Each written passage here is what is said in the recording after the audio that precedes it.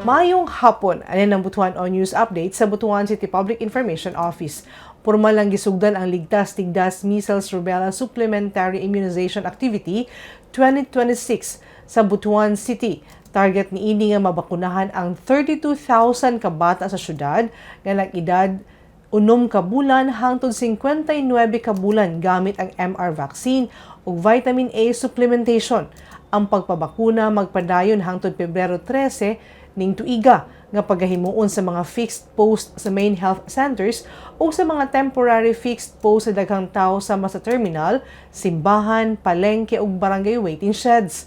Ang kampanya nag-awhag sa tanan nga ginikanan nga ipabakuna ang ilang mga anak aron maprotektahan sila gikan sa maong sakit. Ang tipdas magud is delikado ba nagid na siya sa bata. So kung wala tay kuan ana kanang walay injection. So anytime pwede ginamudapo sa ilaha. So mas maayo tong andam tadaan para ug maabot manggaling na nga mga sakit. So safe na tong mga anak. Og makatong updating adlaw alang sa mga updates, follow yung like official Facebook page, Instagram og subscribe sa YouTube channel sa Butuan City Public Information Office. Ako si Charmaine Awitan.